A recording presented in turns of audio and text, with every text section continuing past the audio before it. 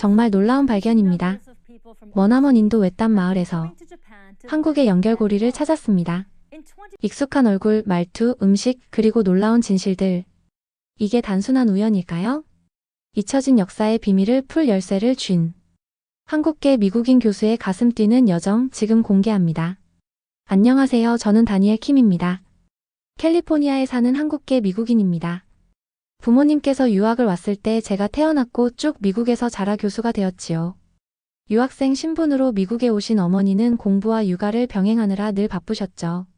한국 식재료를 구하기 힘들었던 70년대에도 부지런히 김치나 떡을 만들어주셨습니다. 손수 인절미를 만들어주시던 추억, 고소한 콩가루 냄새가 나는 듯해요. 미국 아이들이 김치 냄새가 지독하다고 놀려서 철이 들면서 김치를 먹지 않았던 기억이 있습니다. 제가 나이가 들면서 한국 문화에 대한 것은 설날에 떡국과 세배하고 받았던 세뱃돈, LA타운 교회의 꼬마 친구들과 하던 놀이들 그 정도뿐입니다. 아주 희미한 기억일 뿐이었죠. 미국에서 태어난 한국 아이들이 겪는 고민이 사춘기에 심하게 왔어요. 의논할 형제도 없었고 부모님과의 갈등이 심해졌죠. 지금은 한국어는 정말 간단한 표현만 기억나고 부모님과의 대화에서도 영어를 사용합니다. 한국 이름도 쓰지 않지요. 부모님은 서운해하셨지만 미국에서 교수가 되기 위해 집중하고 싶다고 하자 힘들게 허락해 주셨죠. 정작 부모님은 한국어를 쓰시는데도 미국에서 교수가 되셨는데 저의 핑계일 수도 있죠. 하지만 저는 후회하지 않았습니다. 치열하게 미국에서 살아남아 지금 이 자리에 있으니까요. 그날도 평소처럼 버클리 대학의 인류학과 제 연구실에서 자료를 정리하고 있었습니다. 1년 넘게 준비한 프로젝트의 데이터를 점검하던 중 조교 레이첼이 급하게 문을 두드렸죠. 교수님, 나가랜드 나가족의 유전자 분석 결과가 나왔어요. 한국인과 거의 일치해요. 그녀의 말에 펜을 떨구곤 놀라 물었죠. 정말? 레이첼, 그게 무슨 의미인지는 알고 있겠지? 레이첼이 가져온 데이터를 함께 보며 문득 이런 생각이 들었어요. 고대 동아시아 민족의 이동 인도 동북부까지 역사책 한 구석의 단편적인 지식이었죠. 하지만 곧 고개를 저었어요. 저는 이성적이고 객관적인 학자였고 이번 연구는 유전자와 문화의 연관성을 탐구하는 일이었습니다. 레이첼과 프로젝트 개요를 논의하며 설렘이 커졌습니다. 고립 민족의 유전적 문화적 패턴, 분석은 언어와 유전자가 민족의 정체성을 어떻게 드러내는지 탐구하는 프로젝트였죠. 나가족은 티베트 범한계 언어와 강한 공동체 문화로 이상적인 사례였습니다. 다음 주 나가랜드 출장을 앞두고 저는 노트북을 덮으며 레이첼에게 말했어요. 이 결과가 사실이라면 우리가 생각한 것보다 훨씬 큰 발견일지도 몰라. 그녀는 웃으며 답했죠. 교수님, 같이 가지 못해서 너무 아쉬워요. 역사적인 순간이 될 거예요. 연구실을 나서며 흥분으로 가슴이 두근거렸어요. 이 여정이 단순한 학문적 탐구를 넘어설지도 모른다는 예감이 들었죠. 며칠 후 샌프란시스코 공항에서 델리행 비행기에 올랐습니다. 창가 자리에서 연구 노트를 펼치려던 순간 옆자리에 앉은 여성의 모습에 눈길이 갔어요. 세련된 옷차림, 깨끗한 흰 피부, 그리고 어딘지 익숙한 분위기의 한국인 여성이었죠. 그녀가 책을 펼치며 살짝 미소를 지었고 저는 용기를 내 말했죠. 안녕하세요. 그녀가 고개를 들더니 한국어로 답했어요. 어쨌든 저의 외모는 한국인이니까요. 그녀의 인사에 저는 미소로 답했지만 곧 한계가 왔어요. 듣는 것은 가능했지만 말이 안 되는 거예요. 그녀가 한국어로 인도 어디로 가시나요? 라고 물었을 때 나가랜드요 라고 짧게 답했고 할 말이 없었죠. 나가랜드를 아는 사람은 많지 않으니 설명할 방법이 없었어요. 어색한 침묵이 흐르고 그녀는 친절하게 서툰 영어로 말을 이어갔지만 저는 속으로 한숨을 쉬었어요. 왜 한국어를 제대로 배우지 않았을까? 처음으로 그 선택을 깊이 후회했죠. 대화가 끊기자 그녀가 부드러운 미소로 명함을 건넸어요. 혹시 나중에 연락하고 싶으시면요. 저는 이지연이라고 해요. 저도 어색하게 명함을 주며 다니엘입니다 라고 답했지만 말문이 막힌 제 자신이 한심하게 느껴졌어요. 비행기 창밖을 보며 다짐했죠. 이 여정이 끝나면 한국어를 꼭 배워야겠어. 델리 공항을 거쳐 나가랜드의 디마푸르 공항에 도착했을 때 현지 통역사 네이선이 저를 맞았습니다. 교수님, 드디어 오셨네요. 마을까지는 산길이 험해요. 우리는 지프차를 타고 나가랜드의 깊은 산속으로 들어갔죠. 창밖의 울창한 숲과 험준한 산맥은 이곳이 인도 내에서도 고립된 지역임을 보여줬어요. 솔직히 저는 한국 문화에 대해 잘 몰라요. 저는 네이선에게 털어놓았죠. 동아시아는 영구에서 스쳐 지나간 주제일 뿐이었어요. 네이선은 미소를 지으며 말했어요. 나가족의 삶을 보면 뭔가 다르게 느껴질지도 몰라요. 그들의 이야기는 특별하거든요. 비행기에서의 지연님과의 부끄럽고 어색한 만남이 떠올랐지만 곧 연구에 집중하려고 마음을 다잡았어요. 해가 산 뒤로 넘어갔고 지프차는 구불구불한 길을 따라 올라갔습니다. 저는 노트북을 열어 나가족 자료를 훑었어요. 화려한 직물 의상, 19세기 선교사로부터 전파된 기독교 신앙, 발효 음식, 독특한 언어 체계. 나가오는 억양으로 감정을 표현하죠? 제가 네이선에게 묻자 그는 답했어요. 네, 억양이 의미와 느낌을 바꿔요. 한국어도 감정을 억양으로 드러내지 않나요? 그의 말에 비행기에서의 후회가 다시 떠올랐지만 연구자의 자세로 돌아왔죠. 저녁 무렵 우리는 나가족 마을에 도착했습니다. 차가 멈추자 흙먼지가 일었고 나무 기둥 위에 세워진 집들과 색색의 옷을 입은 주민들이 눈에 들어왔어요. 도착했어요, 교수님. 네이선이 밝게 말했죠. 마을은 산비탈을 따라 자리 잡고 있었고 마당에는 허브와 채소가 말려 있었어요. 처음에는 모든 것이 낯설었어요. 주민들은 낯선 저를 조심스레 바라봤습니다. 아이들은 어른들 뒤로 숨었고 노인들은 멀리서 관찰하듯 눈길을 보냈죠. 네이선이 현지어로 인사하며 분위기를 풀자 사람들이 조금씩 다가왔어요. 외부인을 경계해요. 특히 카메라나 녹음기를 가진 사람은 더요. 네이선이 조용히 설명했죠. 마을 리더로 보이는 50대 남성이 다가왔어요. 얼굴에 깊은 주름이 새겨져 있었죠. 살루. 그가 말했고 네이선이 통역했어요. 환영 인사예요. 저는 고개를 숙이며 살루라고 따라했어요. 그의 미소에 마을이 한결 따뜻해졌어요. 나가족의 직물 의상은 섬세한 문양으로 빛났고 은재 장신구가 독특했죠. 이곳은 인도와는 전혀 다른 세상 같았어요. 첫날 저녁 마을 광장에서 간단한 식사가 마련됐어요. 네이선의 도움으로 주민들과 대화를 나눴죠. 그들은 기독교 신앙, 농사 중심의 사회, 그리고 인도 내에서 겪는 차별에 대해 이야기했어요. 한 주민은 그들의 전통 고기 요리가 인도 다른 지역에서 오해받아 차별의 원인이 된다고 씁쓸하게 말했죠. 문득 한국에서도 과거 비슷한 음식 문화가 있었지만 이제는 거의 사라졌다는 생각이 들었어요. 식사 중 아이들이 서로를 부르는 소리가 들렸어요. 혐아. 한 아이가 친구를 부르는 부드러운 억양이 묘하게 익숙했어요. 말끝이 살짝 올라가는 톤이 어린 시절 교회 형아를 부르던 목소리를 떠올리게 했죠. 우연인가 저는 속으로 생각했어요. 다음 날 마을을 돌며 대화를 녹음했습니다. 한 집 앞에서 노인이 손자에게 말하는 모습이 눈에 띄었어요. 천천히 해. 부드럽고 따뜻한 말투가 제 가슴을 울렸어요. 네이선 방금 뭐라고 하셨어요? 제가 묻자 그는 답했죠. 서두르지 말라는 거예요. 나가족은 아이들에게 늘 온화하게 말해요. 저는 그 말투를 녹음하며 이상한 친밀감을 느꼈습니다. 오후 아이들이 마을 광장에서 놀이를 했어요.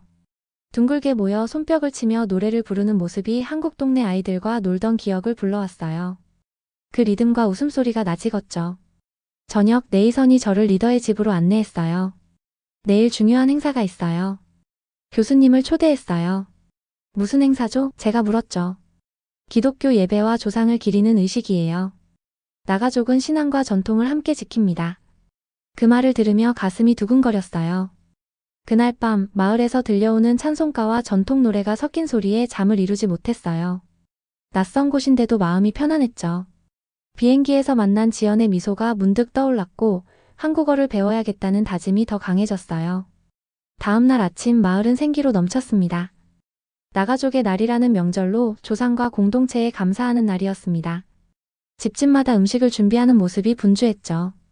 한 집 앞을 지나다 낯익은 냄새에 걸음이 멈췄습니다. 발효된 콩과 채소의 향이 어릴 적 한국의 외할머니가 해주시던 된장찌개 냄새와 놀랍도록 비슷했어요. 네이선 저기서 뭐 요리하고 있나요?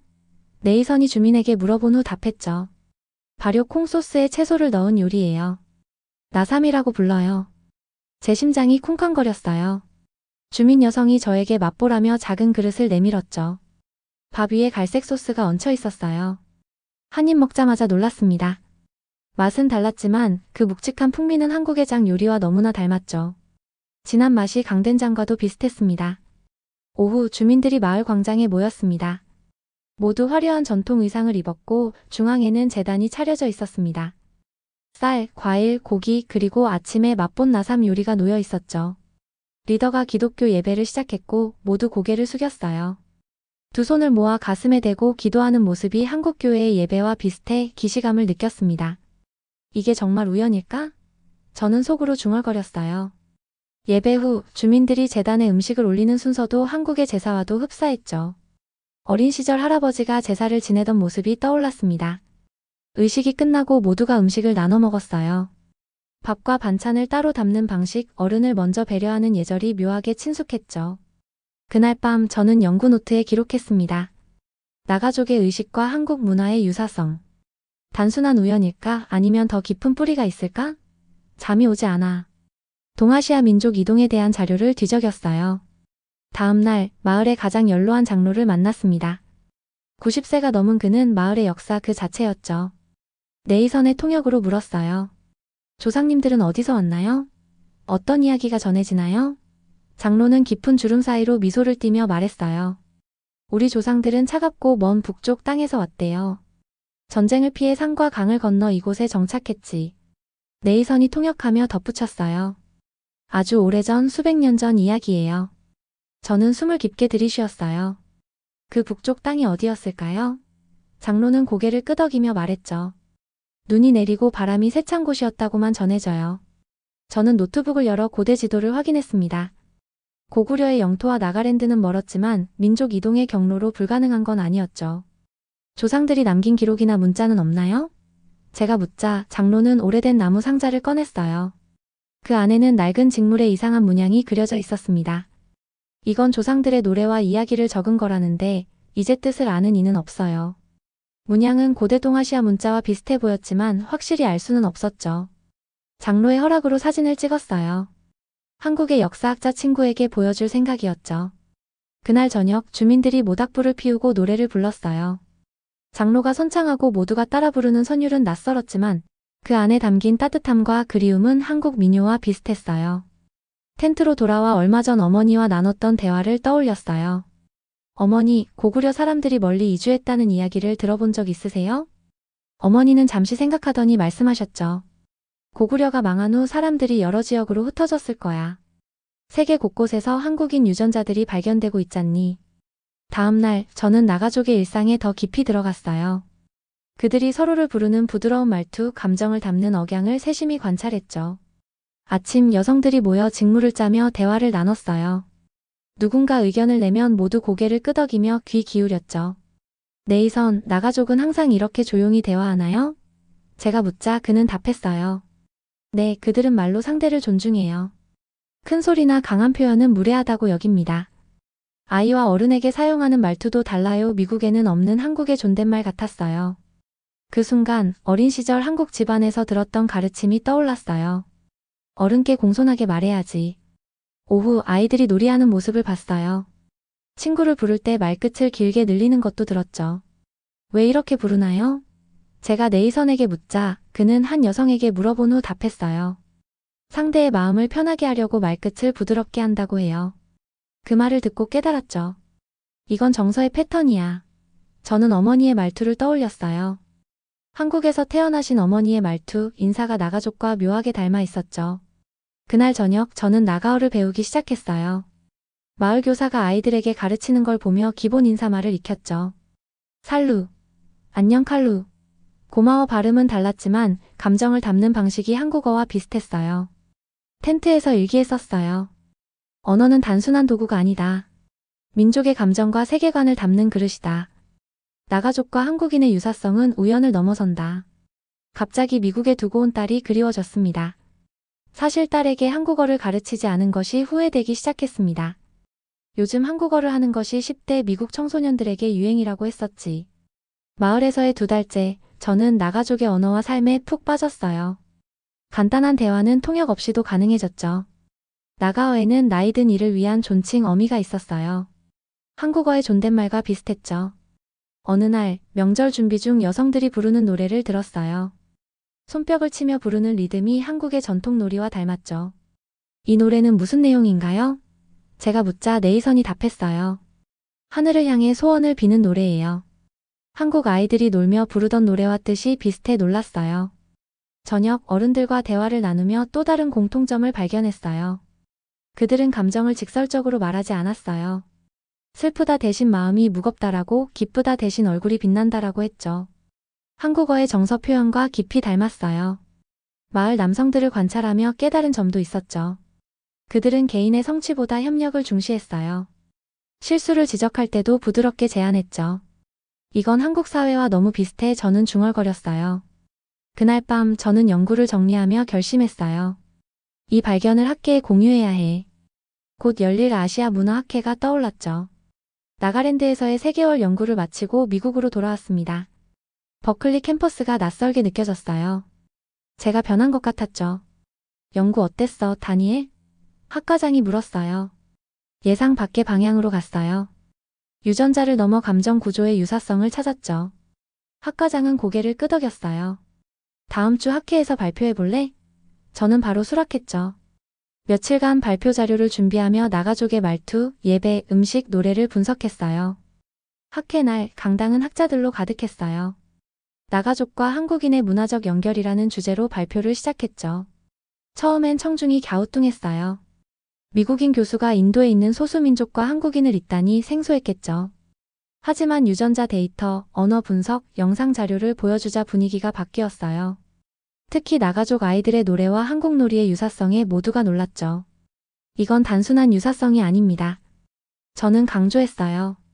나가족의 무소와 한국의 정은 같은 감정의 뿌리를 공유해요. 발표 후 질문이 쏟아졌어요. 한 학자가 말했죠. 정서 구조 비교는 새로운 접근이에요. 획기적입니다. 다른 이는 회의적으로 물었어요. 고구려와 나가족의 연결을 뒷받침할 역사적 증거는요? 저는 솔직히 답했죠. 문헌은 부족해요. 그들도 문화유산이 많이 소실되었지요. 이건 가설일 뿐 더 많은 연구가 필요합니다. 발표 후 여러 학자가 자료를 요청했고 한 교수는 공동 연구를 제안했어요. 그날 저녁 저는 네이선에게 전화의 소식을 전했어요. 네이선이 통역하며 장로에게 전했는데 그가 말했죠. 아이들이 교수님의 한국말 인사와 놀이들을 아직도 따라해요. 언젠가 꼭 다시 와주세요. 다들 보고 싶어해요. 학회 6개월 후 제 연구는 학계에서 주목받았어요. 정서 구조 비교라는 방법론으로 지원금도 받았죠. 하지만 더 큰 변화는 제 안에서 일어났어요. 저는 더 이상 그저 한국계 미국인이 아니었어요. 뿌리를 찾아가는 사람이었죠. 아빠, 한국어 진짜 재밌어요. 딸이 전화로 말했어요. 딸은 동아시아학을 부전공으로 택했고 저도 한국어 강의를 들으며 드라마를 자막 없이 보려 했죠. 이듬해 봄 저는 딸과 나가랜드를 다시 찾았어요. 주민들은 우리를 가족처럼 맞았죠. 장로는 딸을 보며 웃었어요. 눈빛이 아빠를 꼭 닮았구나. 정말 총명한 아이야. 그 말에 딸은 수줍게 웃으며 나가족 아이들과 함께 놀러 갔죠. 딸은 나가족 의상을 입고 음식을 만들고 노래를 배웠어요. 아빠, 이 노래가 할머니 자장가 같아요. 딸의 말에 저는 미소를 지었죠. 이제 내가 왜 이 연구에 빠졌는지 알겠지? 마을에서의 시간은 단순한 연구를 넘어 가족과 함께 뿌리를 찾는 여정이 됐어요. 주민들과의 이별은 쉽지 않았지만 그들의 따뜻한 마음은 제 가슴에 깊이 남았습니다. 미국으로 돌아온 후 저는 한국어 공부를 시작했어요. 비행기에서 만난 지연의 명함을 책상 위에 올려놓고 그녀와의 어색했던 순간을 떠올리며 미소 지었죠. 딸과 함께 한국어 강의를 들으며 드라마를 자막 없이 보려고 노력했어요. 어느 날 이메일함을 확인하다 깜짝 놀랐어요. 발신자는 지연이었죠. 다니엘, 여행은 잘 다녀오셨나요? 혹시 시간 되시면 한국어와 영어를 서로 가르쳐보는 건 어떨까요? 그녀의 제안에 심장이 뛰었어요. 곧바로 답장을 썼죠. 지연님, 멋진 제안 감사합니다. 꼭 해보고 싶어요. 그 후 우리는 매주 화요일 저녁 화상통화를 시작했어요. 다른 곳에서 배울 수 없는 현지의 최신 표현을 배운다는 것이 매력적이었죠. 그녀의 웃음소리와 따뜻한 말투는 저의 일주일을 행복하게 만들었어요. 봄이 되었을 때 딸 소피아와 함께 처음으로 한국을 방문했어요. 인천공항에 내리자 묘한 안도감이 밀려왔습니다. 낯선 땅이었지만 어딘지 모르게 집처럼 느껴졌죠. 이번 여행은 단순한 방문이 아니었습니다. 잊고 있던 제 뿌리와 정체성을 되새기는 여정이었습니다. 강남의 한 카페에서 아름다운 지연님을 만난 순간 가슴이 뛰었어요. 비행기에서 우연히 만난 그녀는 밝은 미소를 지으며 손을 흔들었죠. 다니엘, 드디어 오셨네요. 그녀의 따뜻한 인사에 저는 어색하지만 정성껏 배운 한국어로 답했어요. 안녕하세요. 지연님 정말 오랜만입니다. 잘 지내셨나요? 지연님은 놀라며 웃었죠. 와, 한국어 정말 많이 늘으셨네요. 놀라워요. 얼굴이 살짝 붉어졌지만 뿌듯함이 밀려왔습니다. 우리는 소피아를 지연님께 소개하며 서울의 작은 한정식 식당으로 향했어요. 나무 테이블 위에 김이 모락모락 나는 차돌박이 된장찌개와 반찬들이 차려졌습니다. 소피아는 호기심 가득한 눈으로 김치를 맛보며 말했죠. 아빠, 이거 맛있어요. 원조의 맛이라 그런가? 지연님과 저는 웃음을 터뜨렸어요. 우리의 웃음소리가 식당을 가득 채웠습니다. 식사를 하며 지연님과 지난 몇 달을 돌아봤어요. 화상통화로 한국어와 영어를 가르쳐주던 시간들, 그녀의 인내심 덕에 제가 한국어를 익혀간 과정이 떠올랐죠. 지연님, 덕분에 한국어가 이렇게 늘었어요. 정말 감사해요. 제가 말하자 그녀는 손사래를 치며 답했어요. 다니엘, 그건 당신이 노력한 결과예요. 한국어엔 따뜻한 마음이 담겨 있죠. 소피아가 문득 물었어요. 아빠, 따뜻한 마음이요? 저는 고개를 끄덕였습니다. 그래, 이게 정이야. 말로 다 못 담는 그 느낌. 지연님은 부드러운 미소로 말했죠. 다니엘, 그 마음이 바로 한국이에요. 당신은 이미 그 일부예요. 그 말에 미국에서 자라며 내 안에 한국을 부정했던 지난 세월이 스쳐갔습니다. 솔직히 미국에서 한국인이라는 걸 자랑스럽게 여기지 않았어요. 저는 지연님에게 털어놓았죠. 하지만 이제는 달라요. 한국의 따뜻함과 정, 제 뿌리를 받아들이고 싶어요. 식사를 마치고 한강변을 걸었어요. 소피아는 지연님과 손을 잡고 깔깔거리며 한국어 단어를 배우고 있었죠. 강물에 비친 서울의 불빛을 보며 속으로 다짐했어요. 이제 한국은 부모님의 나라가 아니야. 내 마음이 머무는 고향이야. 지연님은 제 옆에서 말했어요. 다니엘, 다음엔 소피아와 제주도에 가요. 한국엔 보여줄 게 많아요. 저는 미소로 답했죠. 꼭 그렇게 해요. 지연님, 그리고 저를 도연이라 불러주시겠어요? 김도연, 제 한국 이름입니다. 예, 도연씨 물론이에요. 그녀가 환하게 웃었습니다. 저를 도연이라고 불러주는 사람은 참 오랜만이었습니다. 가슴이 벅차올랐어요. 그날 밤 호텔에서 소피아가 잠든 모습을 보며 일기를 썼어요. 한국은 나를 다시 찾게 해준 곳이다.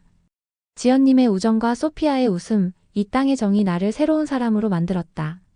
나가랜드에서 나가족의 무소를 통해 한국인의 정을 발견한 여정이 이곳 서울에서 지연님과 소피아와의 시간으로 완성되었습니다. 한국에서의 시간은 잃어버렸던 정체성을 되찾고 가족과 친구라는 새로운 연결고리를 만든 소중한 여정이었습니다. 저의 이야기를 들어주셔서 감사합니다. 한국계 미국인인 김도연 교수의 나가족과 한국 이야기 어떠셨나요? 오늘 사연은 여기까지입니다. 끝까지 들어주셔서 감사합니다. 오늘 사연이 마음에 드셨다면 구독과 좋아요 부탁드려요. 선물로 받은 오늘 하루도 행복하세요.